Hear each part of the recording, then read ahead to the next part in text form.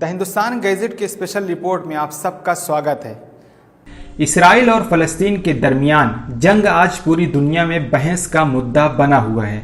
فلسطینی جنگجو کے بدلے ہر دن معصوم فلسطینی بچوں اور عام شہریوں سے مقابلہ کر کے اور ان پر بمباری کر کے اسرائیل ظلم اور بربریت کے ساتھ ساتھ اپنی بوکھلاہٹ کی بھی تاریخ لکھ رہا ہے۔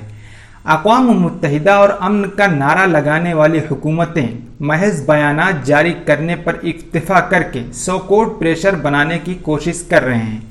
ایسے میں اسرائیل اور فلسطین سے آنے والی خبروں کے مطابق اسرائیل اب بھی بمباری روکنے کے لیے تیار نہیں ہے۔ وہ آج بھی معصوم بچوں اور عام شہریوں کی جان لینے کو اپنے ڈیفنس کے نام پر جائز سمجھتا ہے۔ اسرائیلی ڈیفنس فورسز نے ٹویٹ کر کے کہا کہ ہم اپنا ڈیفنس اور دفاع جاری رکھیں گے۔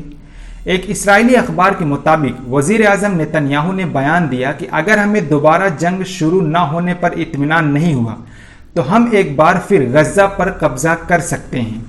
واضح رہے کہ عرب اسرائیل جنگ کے بعد اسرائیل نے غزہ پر قبضہ کر لیا تھا۔ عوامی شدید احتجاج اور خودکش حملوں سے پریشان ہو کر 2005 میں اسے اس قبضے سے پیچھے ہٹنا پڑا تھا۔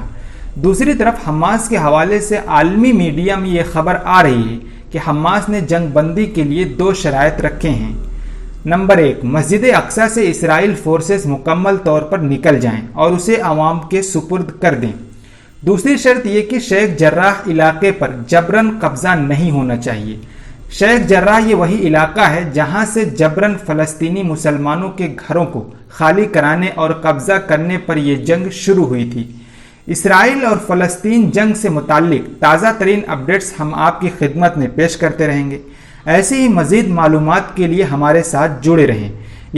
اگر آپ ہماری ویڈیو یوٹیوب پر دیکھ رہے ہیں تو ہمارے چینل کو سبسکرائب کریں، اور اگر فیس بک پر دیکھ رہے ہیں تو ہمارے پیج کو لائک کرنا نہ بھولیں۔ شکریہ۔